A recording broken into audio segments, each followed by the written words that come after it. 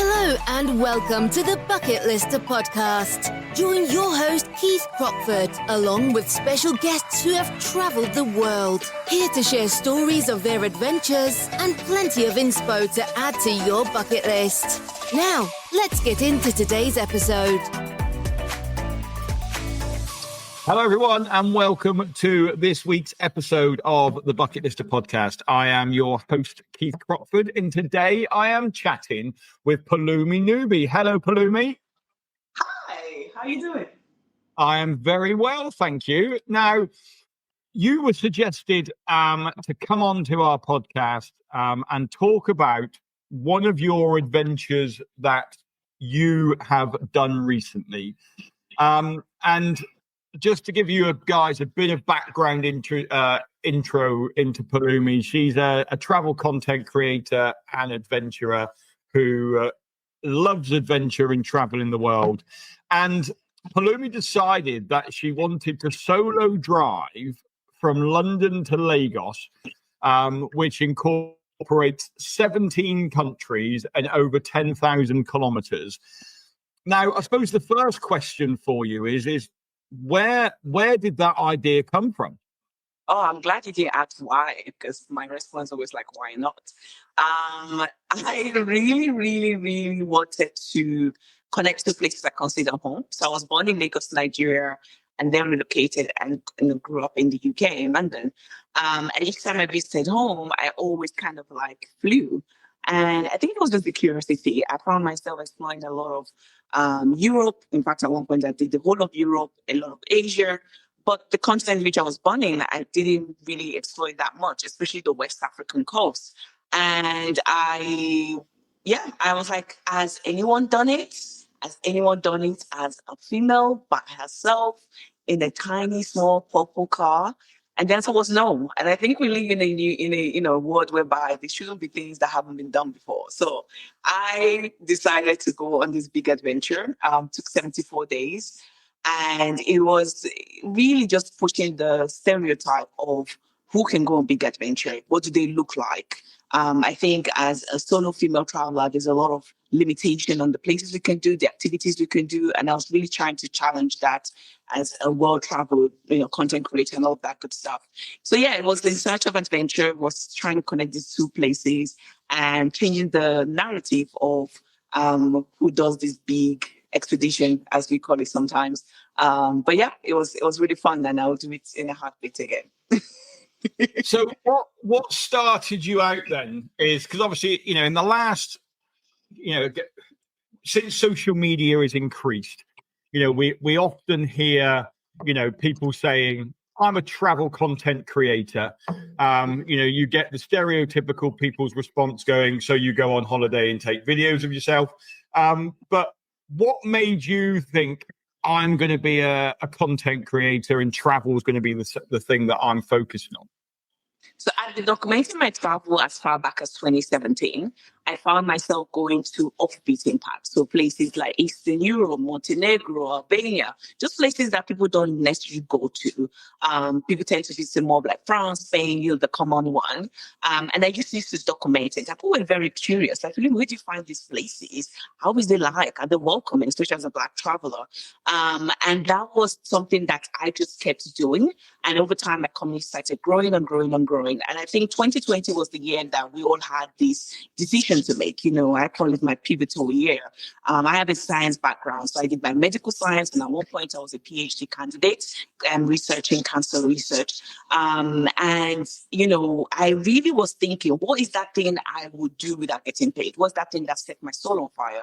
What's that thing that I was always excited about? So even during uni and during my PhD, I was always traveling for the, red-eye flights, weekend getaway, day trips, any way to make it happen. So travel was that thing. And especially when we couldn't do it, I realized how much I really, really, really loved it. So I was like, you know what? I did this massive pivot. And when the borders opened, I just kept on exploring. And up to 2024, when I decided to do the London to Lagos trip. So it was something that built up momentum over time. I think it was the grandness or the scale of the travel, the fact I was crossing 2 continents across 17 countries, like you said, that made people really kind of like resonate with the story. So it exploded, it became like a viral sensation. People were just really curious. Number one, we're like, was I going to make it in a car that everyone said wasn't suitable? What was the adventure going to be like and everything? So I do hear you. I think travel content creators are sometimes to get like a bad rep, but we also are the people that sometimes influence travel. We decide based on all sharing our experiences, people do book to go to destination and see places. So I have the opportunity to work with like a lot of, tourism boards and, organizations just help with their marketing efforts. So yeah, it's been a journey that just kind of built up momentum in the last few years. So let's start off then on the London to Lagos trip. You've said about the purple car and the car that shouldn't have made it. What was that car? It was a Peugeot 107. It was the car that I personally owned. I've had it. It's a 12 years old car. I had it for about 5 years. It was my city sprinter, something unique to the train station and then back, that kind of thing. Definitely not made for long distance like that. It was small, compact. But I started watching videos and I saw people converting camper vans and stuff like that. I'm like, I can do this on my Peugeot. Obviously, with the effort of me actually reaching out to quite a few brands, sharing this idea I had. And I was like, this is amazing for you. And I think almost 20 different brands I pitched to, and it was all crickets. And I remember sitting in my car that December, just feeling so frustrated. At that point, I knew I wanted to kick off in January. And I was like, okay, I have this. And this is the message I've always even been preaching as a travel content creator. I always tell people, you don't need the most fanciest camera gears and stuff like that. The phone you have, the thing you have right now is sufficient. So I had this car, that was fully mine. Why don't I use this? So I remember getting some from Tax Rabbit, a carpenter. We got like some, went to B&Q and got this boards, or what's it called, to make like the bed. I saw somewhere that, the back, you can make like a kitchen. It wasn't a kitchen. It was just basically a hole with a bowl and like a tap, just to have water system in there. I ordered the foam. I kind of call it mattress. It was a foam from Amazon. I think it was like $20. And, some soap and just cooking gears and everything. And I'm like, oh my God, this is really happening. And I remember posting on social media and everybody and their grandma thought I was crazy. They thought I lost the plot. They thought I was delusional. They thought that it wasn't something that was sustainable or doable. And I was on a mission to prove them wrong. And I made it, barely, but I made it to Lagos, Nigeria. So how much work then in terms of, we're talking about, we're going to call it an expedition because it was an expedition. Yeah. But how much work went into the planning of that? Because I know people who have, converted Land Rovers and gone to South Africa in them. And, they've said, from a visa perspective and getting into countries, that's been a really difficult process. And, their journey has kind of had to been planned around where was easy to get into, where wasn't easy. Was it easier for you as well because you're already from Nigeria? Did that make the process easier as well? Yeah, absolutely. I definitely speak about my passport privilege, the fact that I am dual citizen, so I have a Nigerian and a British passport. I did still do a full intense planning. The trip wasn't on a whim. It was a year of planning. Hence the reason I was talking about reaching out to different car brands and, trying to make it work, making a saving. I was talking to anyone that's done any part of the trip, even if they just went from Spain into Morocco. I jumped on a call with them. I was like, what's the border situation? What is the best way? What are the, cultural norms? What are these? What are that? So I just kept asking. I was in forums. I was on Facebook groups, any overland. I was just consuming as much content as I can to feel as prepared as I could. No matter how much you prep, you still wouldn't feel ready enough. I remember the night before, my friend was like, are you ready? And I'm like, no, I'm shooting myself. But yeah, it was just something that it did take a while to plan, a year and a bit, but I'll say a year, solid year of planning. But yeah, definitely the dual citizen helped. So I was able to use my British passport all the way to the Gambia, I believe, which was mostly visa free. Some places I had to pay for visa entry at the border. And then I switched to my Nigerian passport, which has the ECOWAS, which allowed me to go through the majority of West Africa. So yeah, there was definitely some advantages there. but also heavy on the disadvantage of the fact I was by myself. Like you said, this expedition are usually a group of people, so in charge of logistics and food and health and all of that. And I had to wear these multiple hats, and while posting quite actively online, where people felt like they were following along with the journey, is the reason I got this global followership past the trip. So, I mean, I've driven down from the UK down to Spain numerous times. I guess that was kind of a bit of a false sense of security doing that first part of the trip, wasn't it?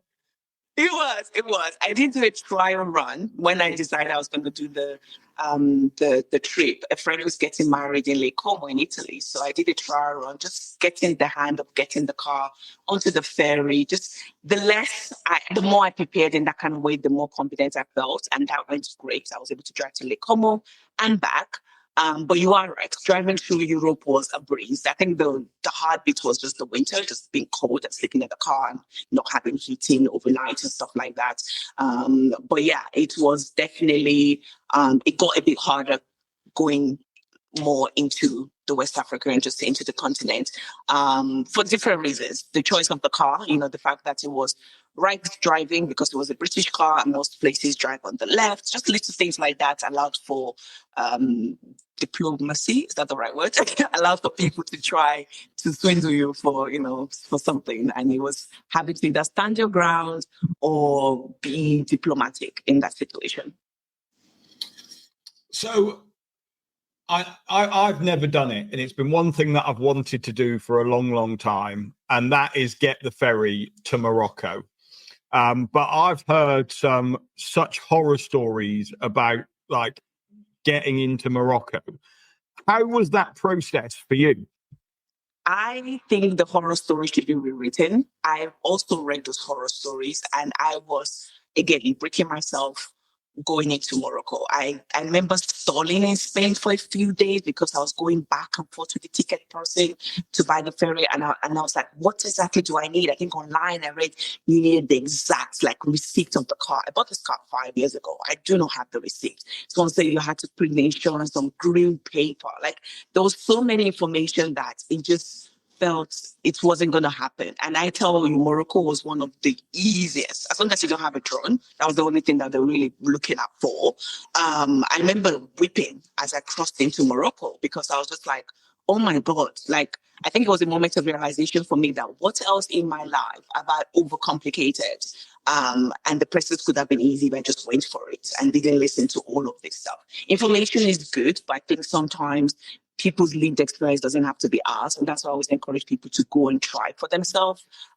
So for me, it was a chit chat. I showed them my passports. I showed them the car detail. They did a scan, the dog sniff. They went through my stuff. Do you have a drone? I don't have a drone. Halas, bye. So it was a breeze. It really wasn't something to have worried about so much. It sounds exactly like so that's the sign. You have to go to Morocco now. There we go. But it sounds exactly like the same process going through Marrakesh airport. The only thing they seem to be bothered about is, do you have a drone? That is the question. They have no drone policy. So yeah, it was definitely something. I wish I could have had a drone because there's some just epic moments I couldn't capture because I had to go through Morocco. But I had all the gears that could mimic a drone, so it wasn't too bad. But it is what driving through. We're talking through the Atlas Mountain, visiting the Blue City. It's just Morocco is so rich. You got the coastal, the mountain, the city bus. It's an incredible country. And two questions that I've kind of just come up with. One was, did you sleep in the car every night? For most of the night, I did sleep in the car. I think we'll get to the bit where I had a car accident and the car was totally smashed. From then, I didn't. But I'll say of the 74 days, 50, maybe more, about 50 days, I just sleep in the car. So I found myself in campgrounds and stuff where I could still camp but still be a bit safe, and I could shower in the morning and then continue my journey. Quiet streets, depends on how much I wanted to spend or save on that day. Being a woman, sometimes just kind of need that extra showers during those time of the month. So I just kind of had to gauge what's I needed for my convenience. But yeah, the car was pretty, you got used to it, By the time you blacked out, I had this winter blackout curtain, so people couldn't tell I was in the car. I didn't put anything extra. I didn't want to stand out. So it looked like a normal car when it's parked. The windows were just blacked out. I had blackout curtains that were like magnetic, so I could just stick them to the car. And yeah, I had some days good night sleep, some days not so good, and we just kept it pushing. And the other question that kind of just came into my head that I'm really interested in was, did you take the shortest route possible, or did you plan your journeys around things you wanted to see as well? Yeah, because I told someone was like, "Oh, did you, do this for a Guinness World Record, which usually would have been the fastest time to get to point A to point B or something like that." It really wasn't that. I wanted to enjoy the culture, meet people, taste the food, all of that. I wanted to see as many countries as possible. That was kind of like my goal with the time I had. But I also had to pay attention to kind of what was happening. So, for example, I wanted to go through some certain region, but there was just like uprising, like it wasn't the most safest time to visit, so I had to reroute. But I kind of stuck with the coastal route, so I stayed on the coastal way, which worked out quite well. So it was planning, but being flexible enough to pivot if need be. So when you left, so obviously, you came down through France, Spain, got the ferry across to Morocco. Like, where was the route after that then? So after Morocco, go through the Sahara. After the Sahara, there's somewhere called No Man's Land, which is one of the most dangerous routes. It's 5 kilometers where it has no government by the Morocco or Mauritania. So they're usually advised for you to zigzag while driving, because if someone shoots a gun, at least you're likely to get not hit, which is wild when you're by yourself. I remember almost crashing into Mauritania's border because I was just panicking, because I was just like, oh my God, if someone gets me out here, I'm by myself. So that was wild to experience. So you go through Mauritania, and I just kept going through Senegal, Gambia, just all the way down through the coastal routes. So I wasn't going inland at all. I wanted to hit Mali, but I couldn't do that. So I just stuck to the coast. And what was people's reaction to you doing this? Like, was there camping grounds for you to stop at? Were people kind of like, this is just normal? Or were they like, this is just crazy? Like, it depends on how far I got into it. Towards in Europe, into Morocco, it's pretty common. People come from Europe into Morocco quite often. I think when you start crossing to Mauritania, crossing to Senegal, they're like, where are you coming from? I'm like, the UK. And they're like, what? Why? And also some places, just the cultural expectation of what women can do. They expect you to either be married, traveling with your husband or a man, or just kind of things like that. So there was definitely just disbelief, just all disbelief, just bamboozled. I remember this particular officer just searching my car, and we're there for almost 20 minutes. I'm just like, it's a tiny car. It does not need 20 minutes to search it. And he looked at me and he was like, where's the other person? And I was like, what other person? It's only me. Like, he literally just couldn't comprehend that I could be by myself driving. He thought I was maybe smuggling someone in, and they were doing drink driving. I had to hide them or whatever. So it was a very mixed reaction. It was thrill, there was excitement, there was curiosity. But yeah, it was a nice way to change those people's narrative. When it was just those people I met, I hope they carry on that belief that a woman could do something quite audacious. So yeah, that was quite unique to see. Which for you, which was the hardest border crossing for you then? For me, it was Liberia. I was at the border for 2 days. They wouldn't let me in. They wouldn't let me in because, not that I didn't have documentation or anything, because the vehicle was right-hand drive. That's the same borders issue. I think they had banned right-hand driving, but they had a bylaw that said if you're just transiting, so if you had no plans to stay, you can go through. Hence the reason I went through that route. So again, the level of research I did. But I think it was just an officer. She probably just got the position. That's what our colleagues were saying. She wanted to try and prove a point. So yeah, I think I did like a social media post at that point that kind of garnished a bit of following, which meant people could reach out to people. And that's another thing I wanted to do. I wanted to travel like a normal traveler. a lot of people kind of for this trip, they already have political people in place or something like that, which makes the journey not necessarily inauthentic, but it doesn't give the true reality of a normal travel, which is one thing I was also trying to document. But yeah, someone was able to call someone that knew someone that knew our boss, and it took a few days, but we got there in the end. So yeah, they let me through. So yeah, Liberia was So tough. that was coming in from Sierra Leone, was it? Into Yes, that was coming from Sierra Leone. Liberia was next, so I drove through Liberia and then got into Ivory Coast, which was also tough as well. It is, yeah. They wanted a bribe. I didn't want to pay the bribe. I didn't pay any bribe. That delayed me, which led to the accident. But I guess we'll talk about that. Well, I was just coming on to that bit as we were in the Ivory Coast, but interesting there, like, how many times were you asked to pay bribes? Was it fairly common on the trip, or did they kind of leave you alone?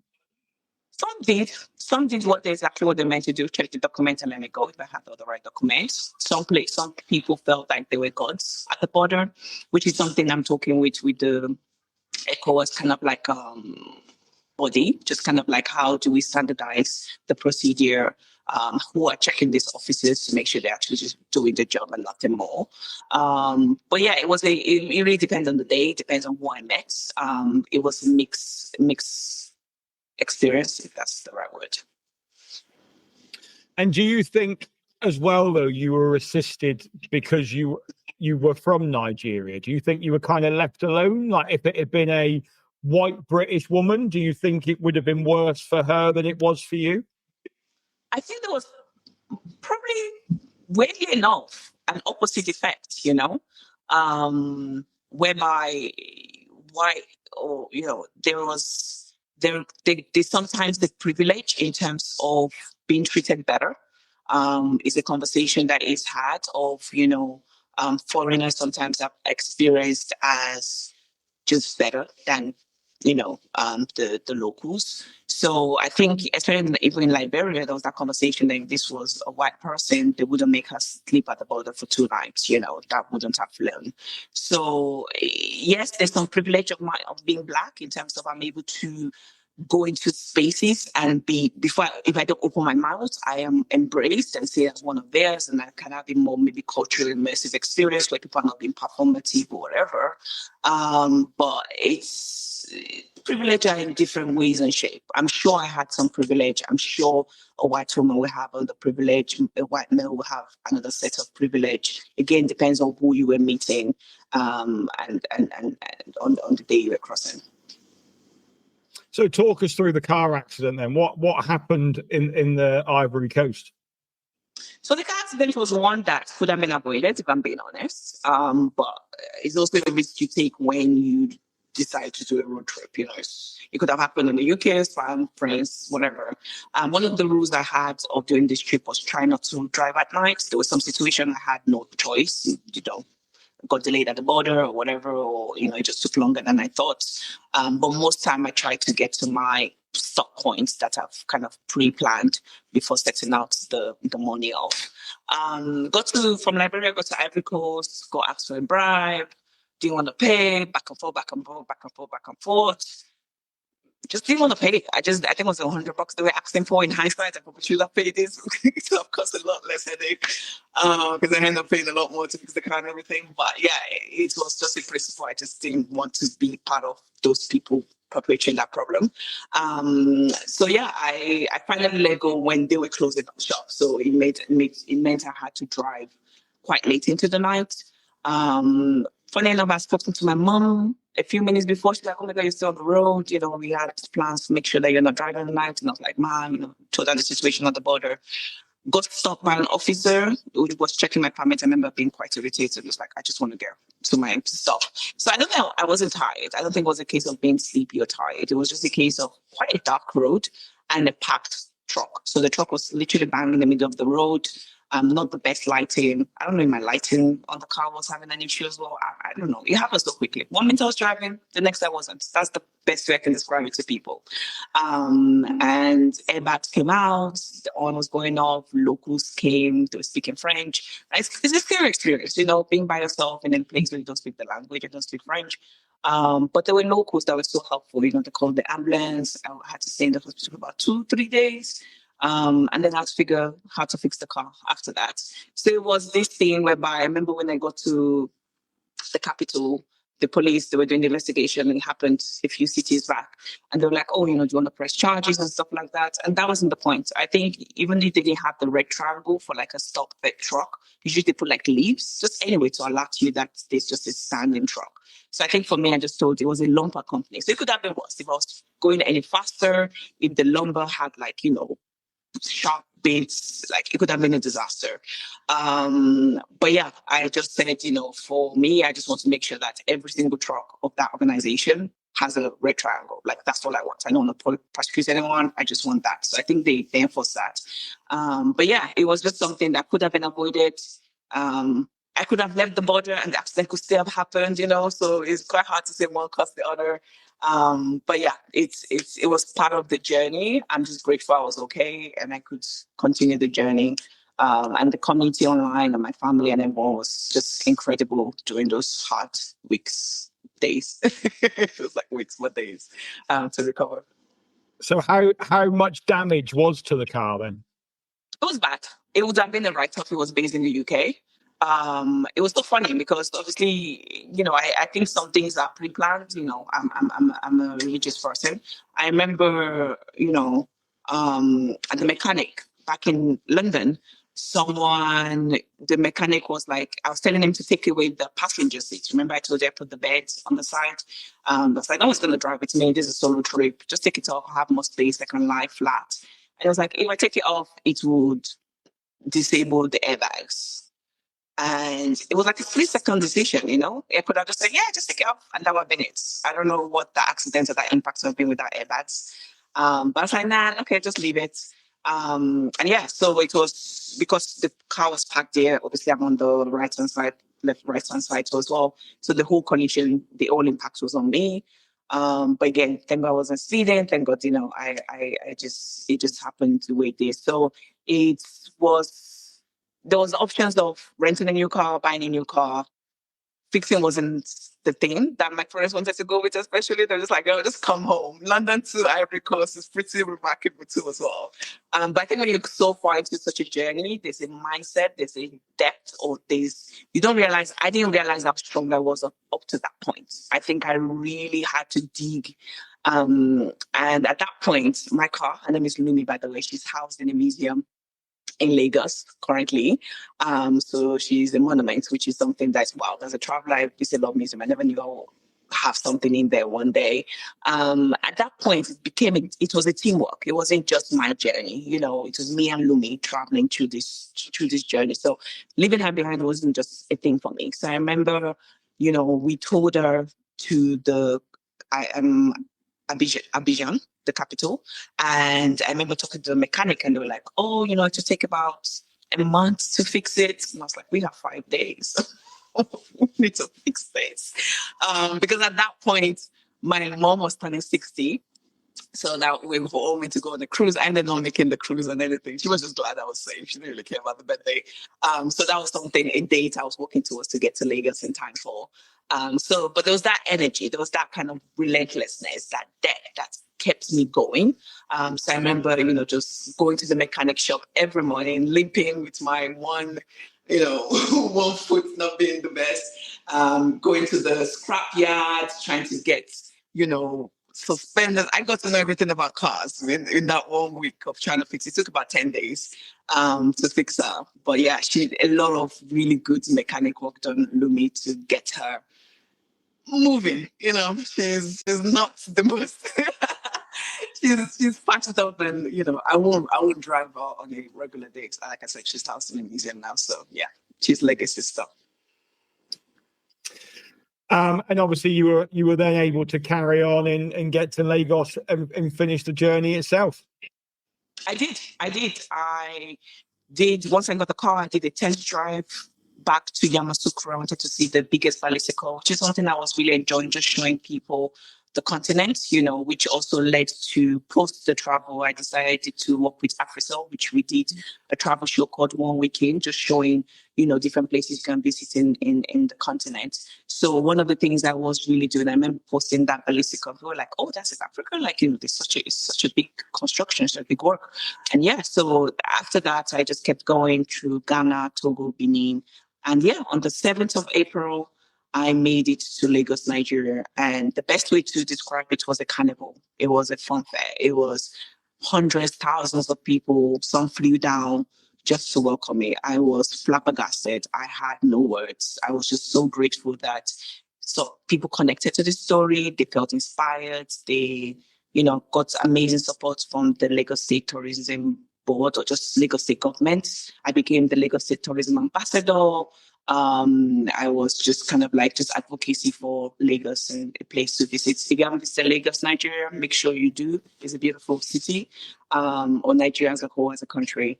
But yeah, it was an amazing welcoming homecoming. Yeah, I think that's the best way to call it. And yeah, it's that trip changed my life. So out of the 17 countries you visited then, how many of them were the first time you had visited them on this journey? I'll say big chunks. So the whole of, I don't think, all the way to Morocco. Mauritania I hadn't do. So Mauritania, Senegal was new.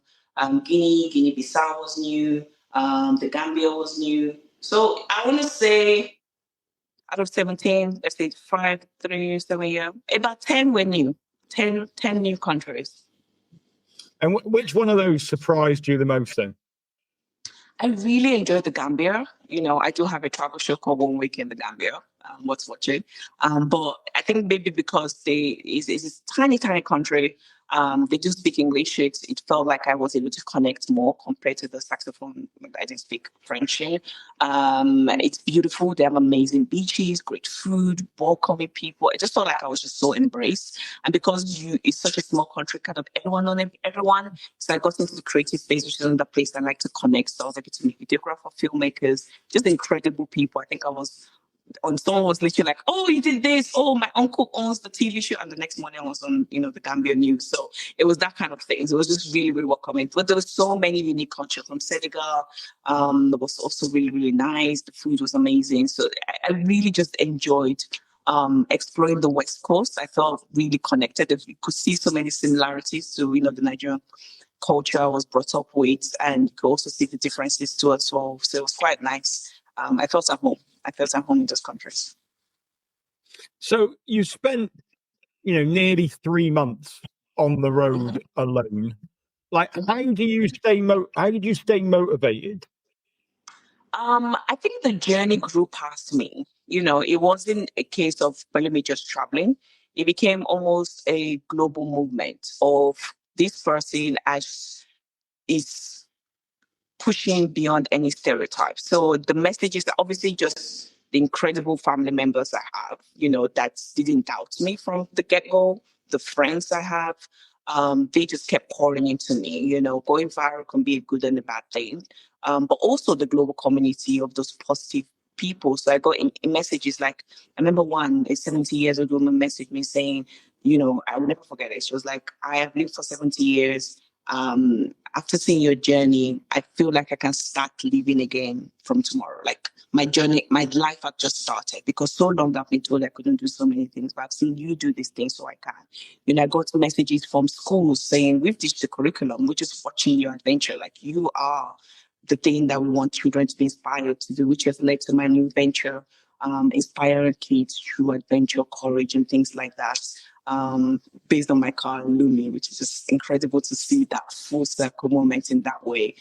But yeah, it became bigger than me. So in the times, I think when a goal or vision doesn't just satisfy you, or it's not about you anymore. It's now a movement. People are buying into it. People care about it. People are seeing life in a different ways. You kind of cannot give up on that. It keeps you going. It really does. But yeah, family and friends were definitely also a solid point.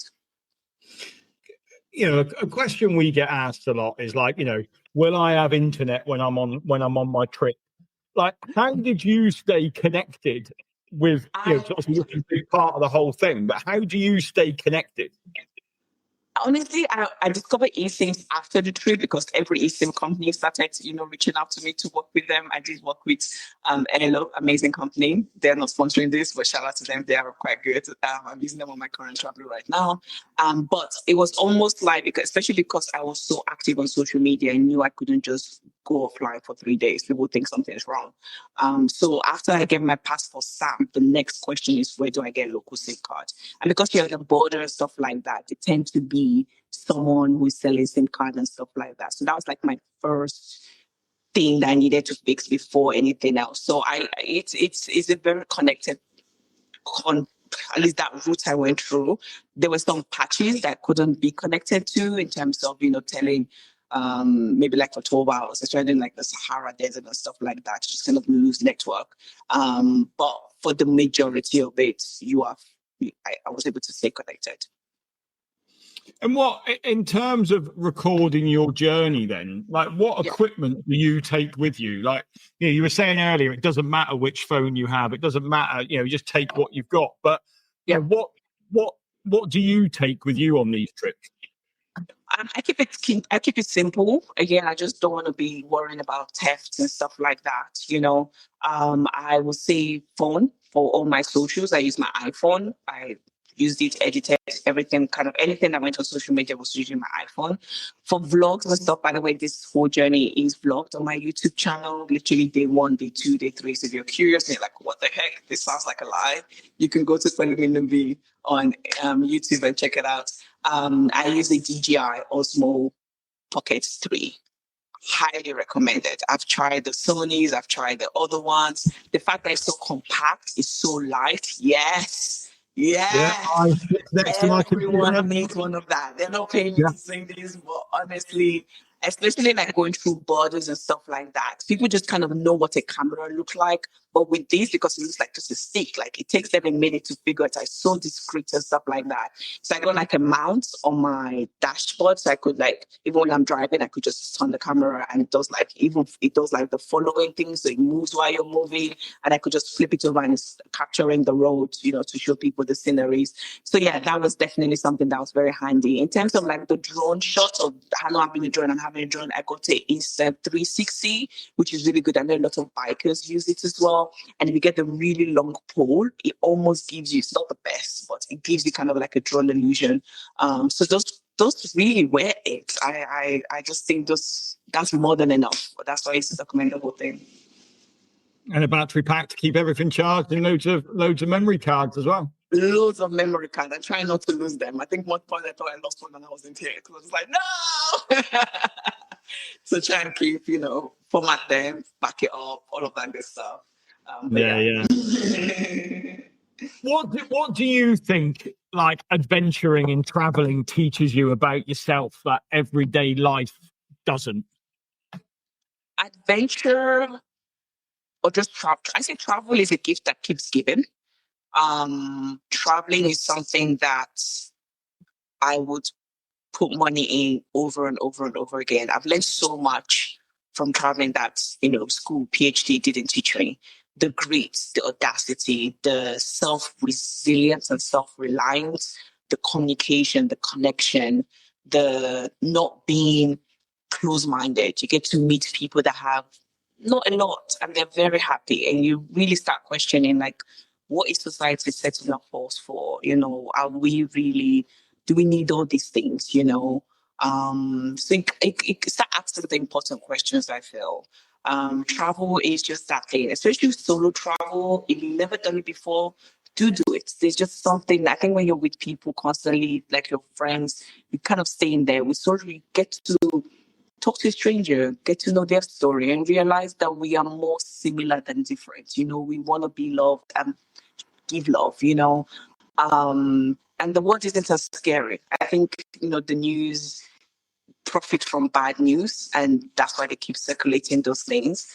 I think there's a lot of kindness. Don't be blind. Some people are there to play foul, but I've met incredible kindness. There's one I call my personal angel, Desiree. She was one of the villagers that came to me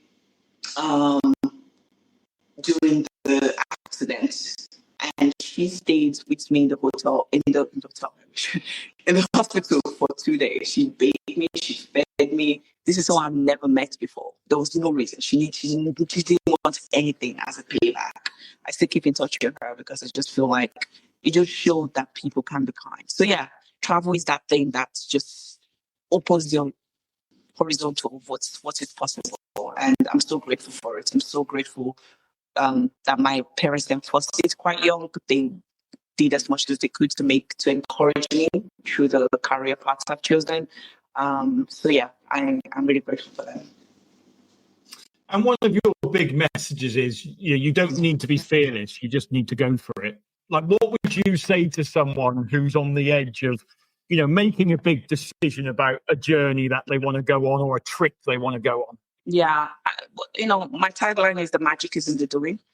I always tell people it's not about the thinking, it's not the wishing, it's not the planning, it's not the pondering, or waiting, or wanting.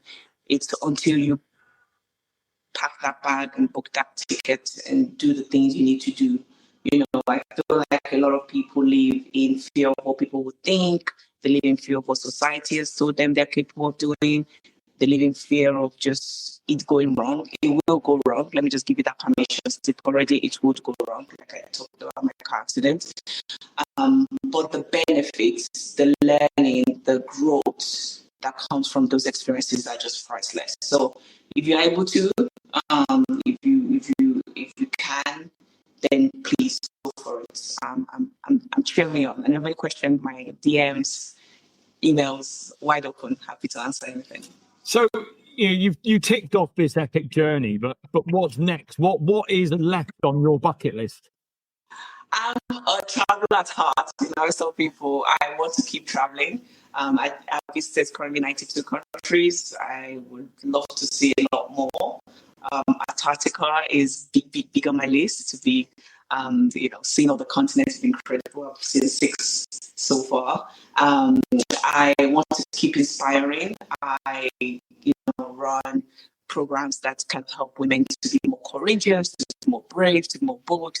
And I mentioned earlier on, I'm launching a children's company called Lumi, which is the name of the car. I just feel like kids can be taught bravery and courage, and it's not the smallness of who you are or things like that. Small things can do big things, So yeah, I'm in this new founder kind of phase of building this new company, which would be like a kid entertainment or kid media company.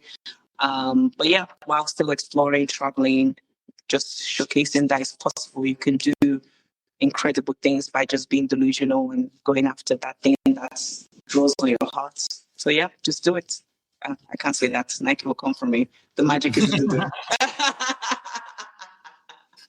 So you've already mentioned it, but just to wrap up, where can people follow you, find out about what you've done, see the vlogs? Like where is the best place to keep in touch?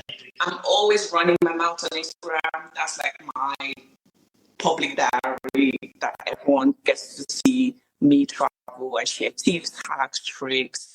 Most of my travels are fully documented there, or at least for value purpose. So that's Instagram. That's Pelumi, Pelumi. Then there's a dot, and then Nubi, which is my surname. On YouTube, also fully vlog the whole experience on there. So yeah, you can always see me on there. So I think those are the 2 places, and DMs, emails, hello, Pelumi at Nubi Network. .com. You can always send me an email if you have any question. Perfect. Pelumi, thank you ever so much for coming on to the podcast and sharing your stories with us. It's been a really inspirational episode, and I hope everyone that's listening has enjoyed it as well. That's it from me this week. I'll be back next week with another dose of inspiration for you. But until then, thanks very much. Goodbye from me, and goodbye from Pelumi. Goodbye.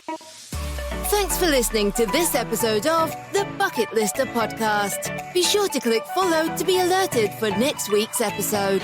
For more travel inspiration, check us out at www.thebucketlistcompany.co.uk or follow us on socials. See you next time.